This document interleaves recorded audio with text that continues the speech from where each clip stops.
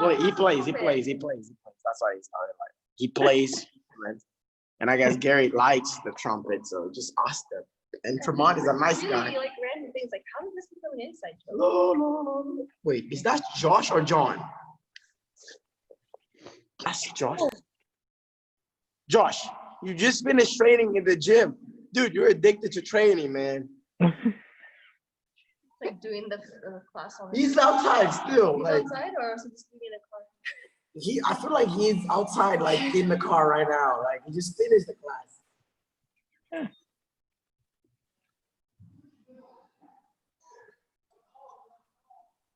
Yeah, he's definitely outside.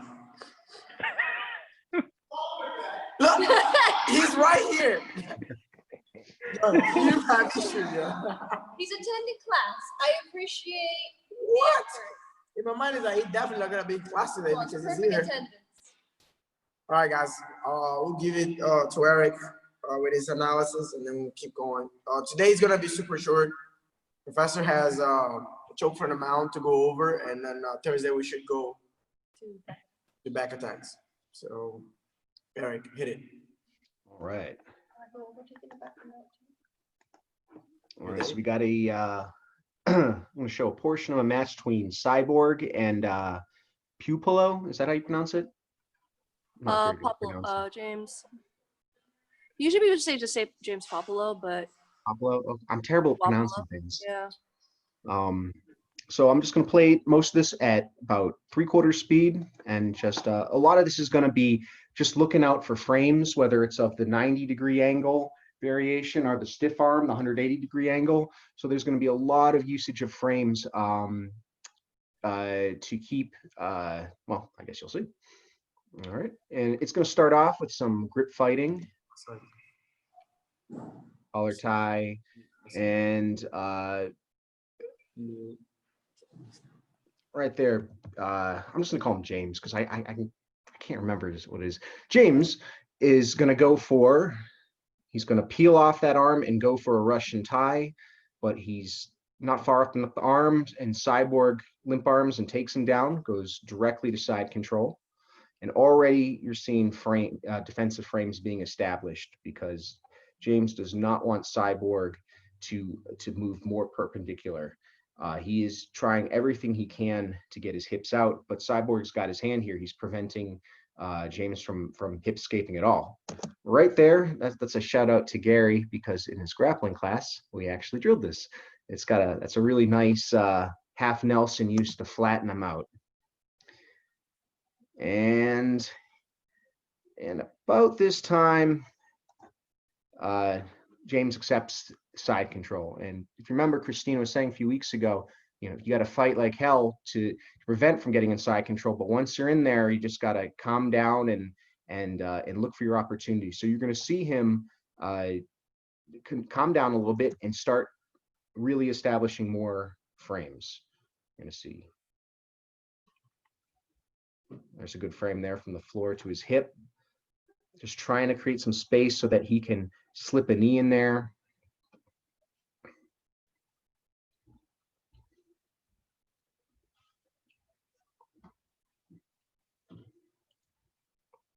But he is ultimately unsuccessful. He just cannot get his hips past the arm.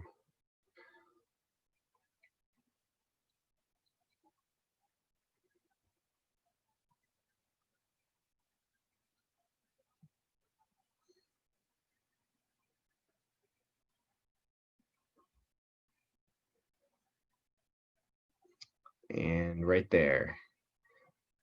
Now James is in trouble.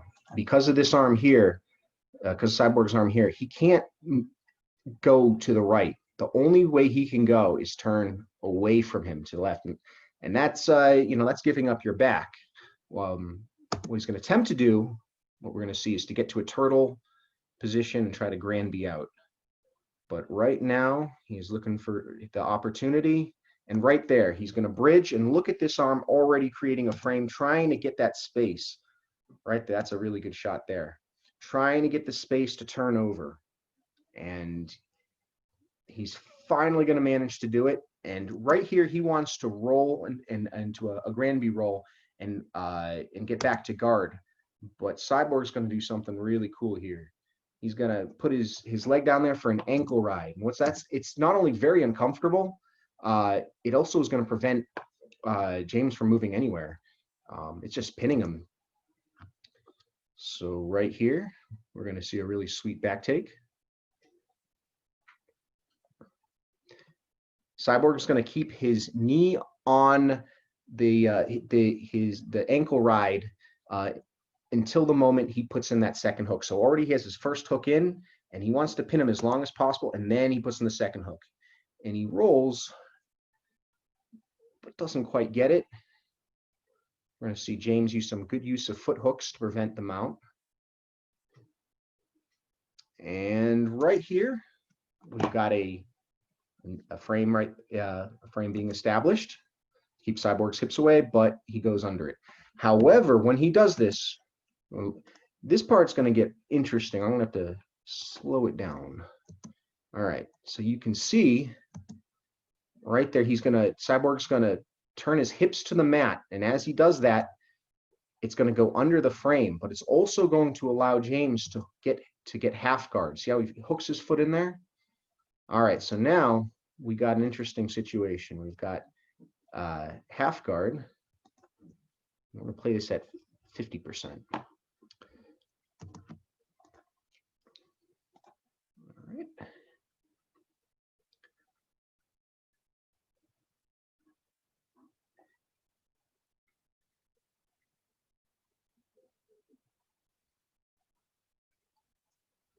Now, what you're going to see is something really interesting. You're going to begin to see James rock Cyborg back and forth. And he's doing that for a reason. We're going to see why in about 2 seconds. He's setting up the sweep attempt. So we're going to slow it real far down, slow it much more down, whatever it is, just so we can see what's happening, because it actually isn't that clear. So if you think about it, if you just launch an attack, your opponent will be able to sense it coming. Anyone, can feel the muscles of your opponent tense as they go for something. So you got to disguise it. You can't just go for it right away. It's not. You can't just it's like you can't spam double legs, because you got to set them up. So what he's going to do is James is going to rock back and forth, and that's going to disguise the motion. So it's not like Cyborg can feel when he's going to explode. Cyborg's constantly readjusting his base, and it's you have to really slow it down. But you see his hand there is blocking his hips, so Cyborg can't move his hips out, and you see him rocking. And some more rocking.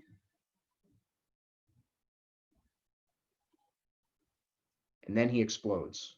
So it's kind of hidden in between those two movements. I mean, in between the rocking back and forth. All right. However, because Cyborg had such good control of his hip, he didn't sweep Cyborg. So Cyborg's going to go for the back take. And he gets the points. Now you're going to see some more. You're going to see another frame being used here.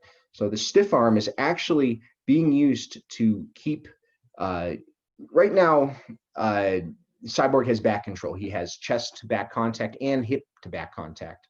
So to get out, James has to break both of those. So by stiff arming, he's able to start moving his chest off of Cyborg's. And at the same time, see right there, he's lost chest to back contact. At the same time, he's doing a back escape that I actually learned from Junior.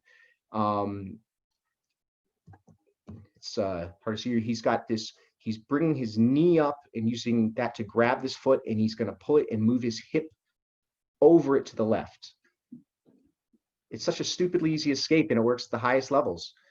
But as he's doing that, Cyborg, knowing that he's about to lose control, he wants to lose control on his terms. So he's going to let go and start another attack. He's got his foot hooks in, and He's going to just blast through. And we're going to end here at this spiral ride here.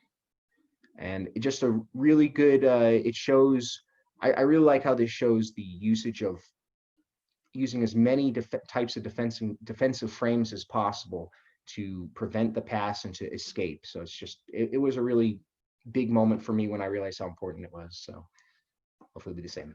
All right. Back to y'all.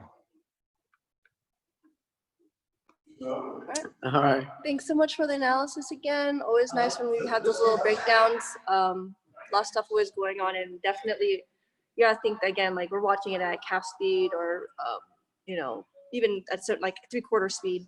And there's still a lot of things happening all at one time. And if you're in it, your mind is just like, you know, like if you're on the defensive side of it, it's just like you're just like damage control, damage control, damage control. At the same time, still being able to be offensive, right? Because you can't be 100% defensive, otherwise it's like you can't do anything. So you see that with the explanation, but you also see that Cyborg is just essentially he's relentless. He's like a tank, right? He's like a unstoppable force once he gets his momentum. It's like the juggernaut, right? Like once he gets going, it's really hard to stop him. So. Thank you again for the breakdown. All right, so we're going to be finishing up mount attacks and mount in general. So we're going to be keeping it pretty short with the technique. That will give you lots of opportunities to ask questions. In particular, not just what I'm doing today, but if you had any questions about mount in general, feel free to ask those. All right, so I'm going to have this.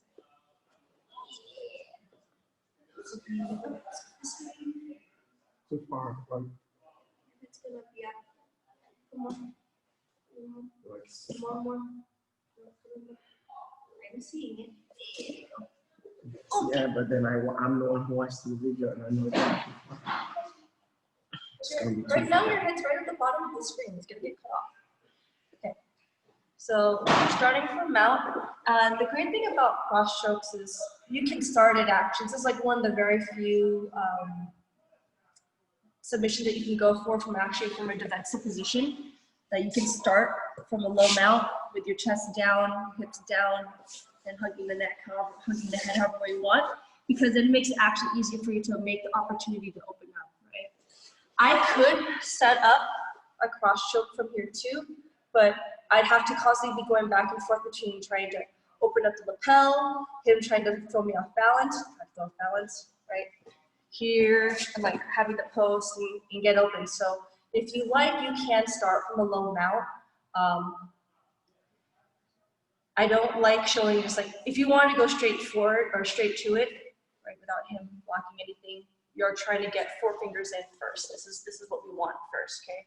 And obviously it's gonna be really hard to do just straight away because as you see, he's gonna have his frames, right? We can dig in however many ways we want. So that's why the best way we want is to start very, very low. Hugging the head, picking a side here. I don't have to have too much pressure on his face. I just need to make sure that I have a bias to one side, right? So then that way it makes it easier for me. When I have this bias to one side, it makes it easier for me to go back and forth between posting and opening, and posting and opening, and posting and opening, so I can at least get my thumb in. Now, when I get my thumb in, I'm actually just making space because I'm not gonna have the choke like this. This is not what I want. Okay. I'm just doing this so I can pull more material open, okay? Once I have the material that I want, it makes it a lot easier for me now to, again, maintain it open, rotate, and now I can get my 4 fingers in. So I have my thumb in right now. When I rotate, I turn palm up right here. And I want to get this here. So once I'm here, now I can start moving up if I want. Now I can come up to a higher mount because I have a strong grip here. If he tries to buck now, it's okay. I have one hand to post while this is here.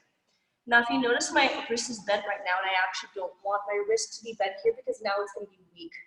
So it's really important that even though it's in with my wrist bent, I'm going to keep using the slack that I created earlier to pull and get that even deeper, right? So it's almost like I want my knuckles straight to the mat. Right now, my elbow is not attached to him, but I really want to be able to drop my elbow, and that's actually going to create more pressure on him. You see how his neck lifts here, okay? So I can pull, and then when I do that, I can also get more material, so I can really make sure that my hand is as tight to his neck as possible. Note that this is the only hand that's actually going to choke him from the cross choke. The way that I'm actually going to show you how to cross choke now is pretty different, okay? So this is the hand that's going to be choking him, right? And it's pretty tight to his carotid right now, so it doesn't really matter if he drops his chin or not. It's already on his carotid. On the other side now, so since I have this here, I can now get over, use my elbow to push his face away, and I can just grab here. I can grab whatever material. I don't need to have my fingers in. I actually prefer just getting like the top part of the shoulder right here in the material, okay? And I'm gonna get that as close to his neck as possible. Just here, 4 fingers, no thumbs, just like that, okay? Okay? Now, why this is different, I'm not gonna bend my elbows and drop and try to keep this, it's not gonna work. Instead, I'm gonna actually keep my elbows straight.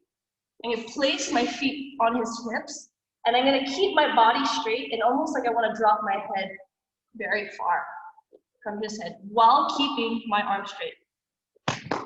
That. This is the cross choke.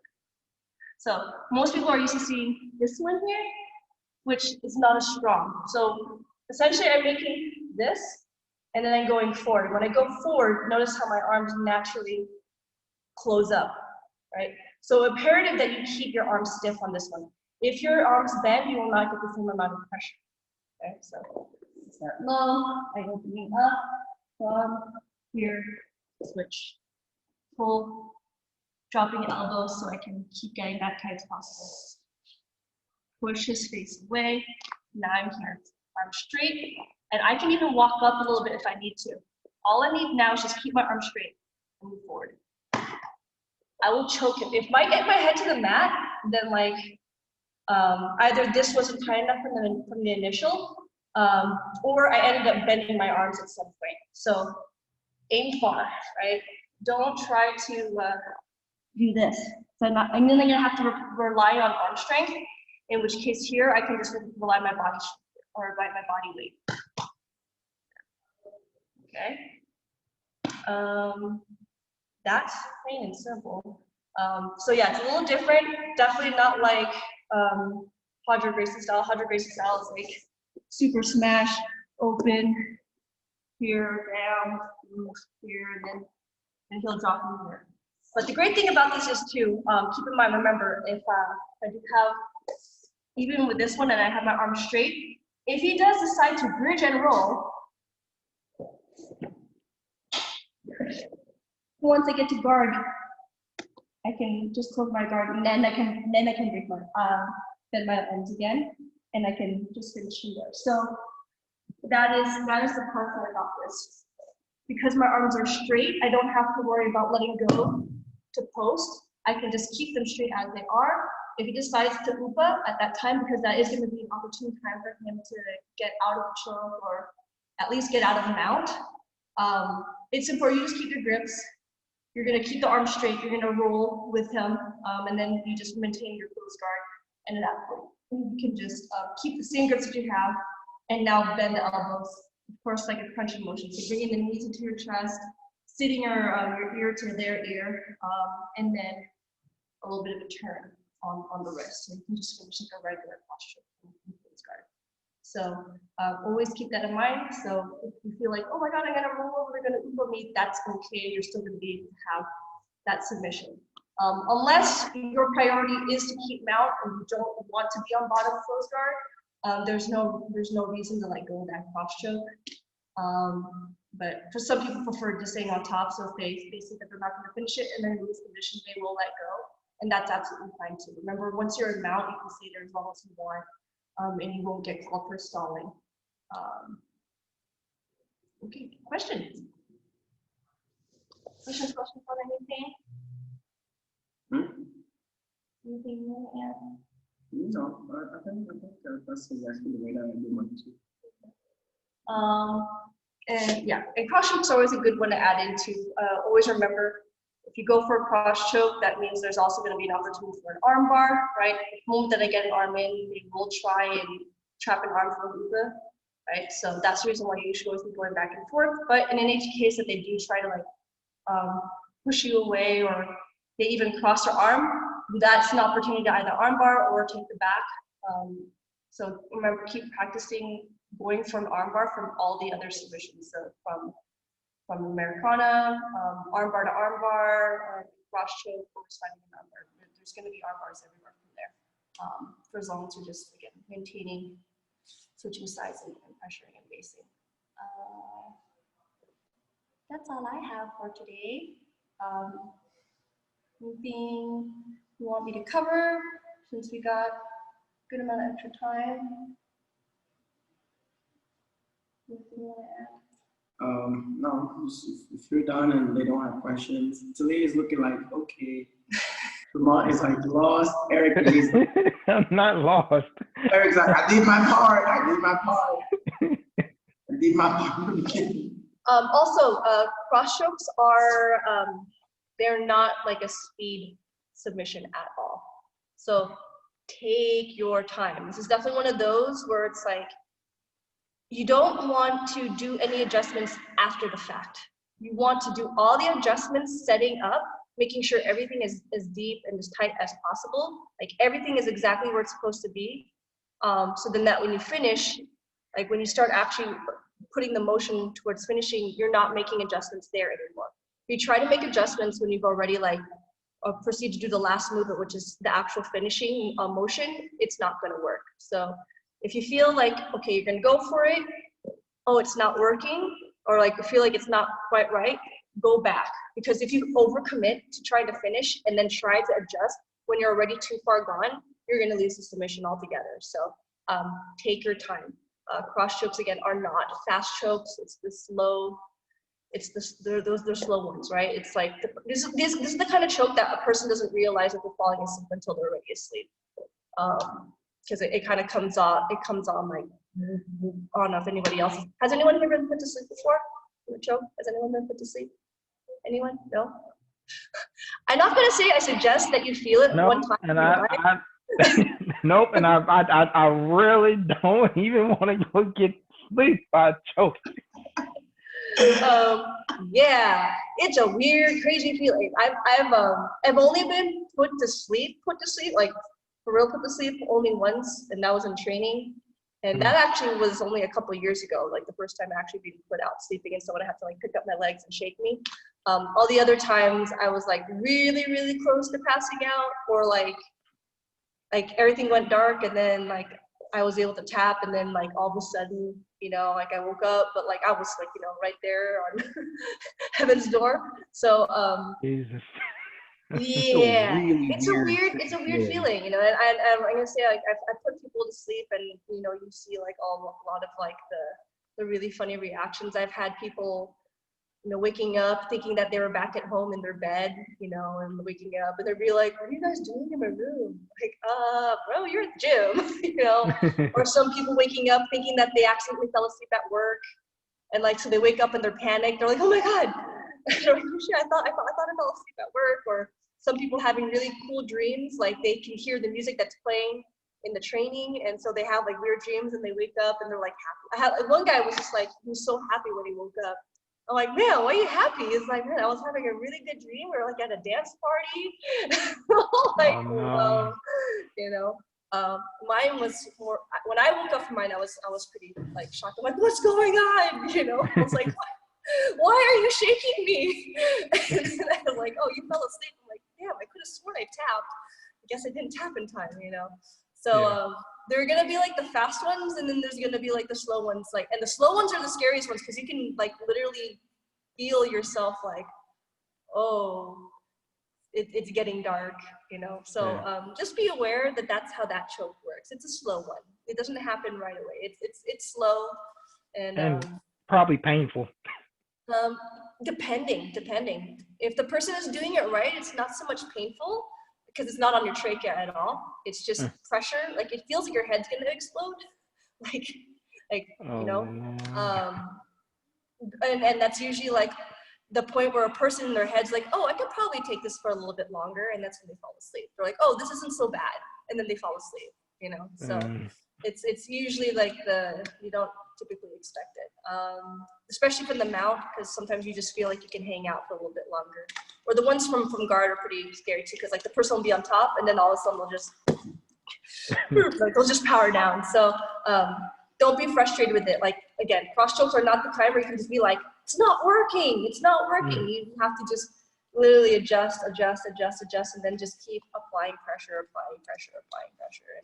and eventually you'll get it. So, it does take a little bit of sensitivity for you to find the right place and like when you have it, because it's cross chokes is definitely one of those where you have to feel where the sweet spot is for you.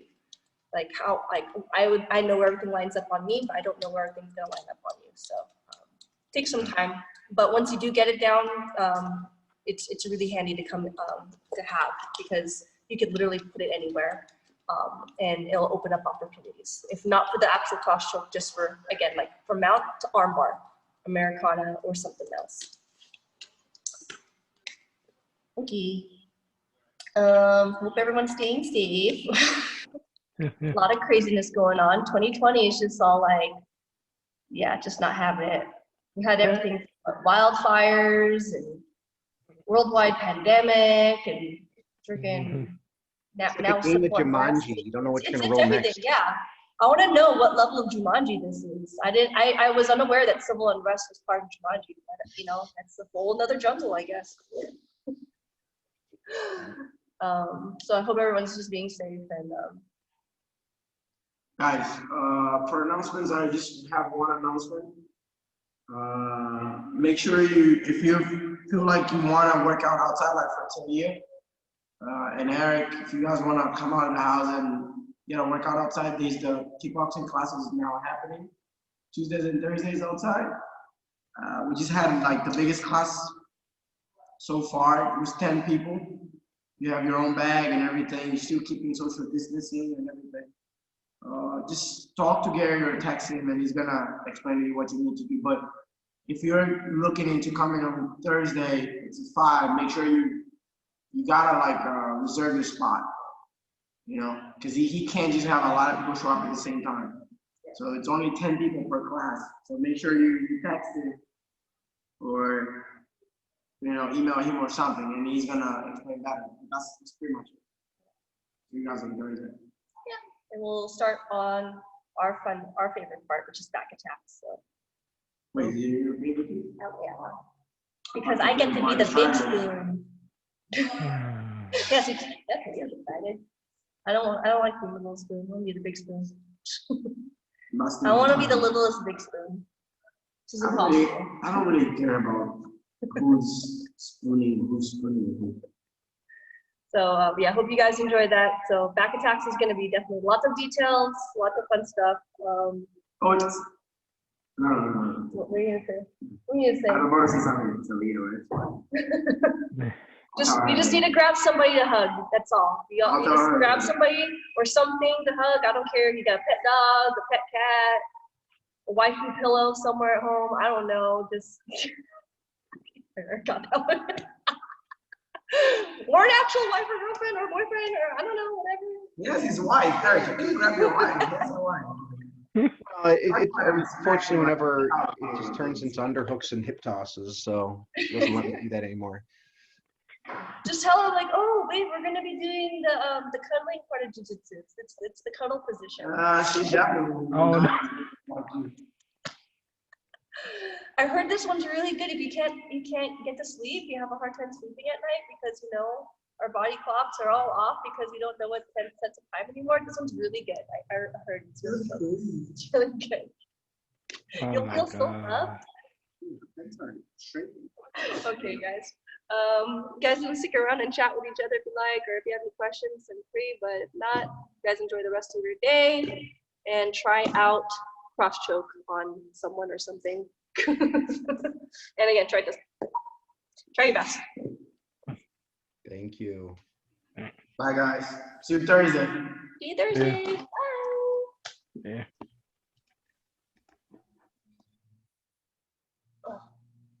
Can you get my phone? That's Talia. What? Talia still on? Is it still recording? Is Do she? do I leave? Wait, is Talia on? No, no one's here anymore. So do I leave? Yeah.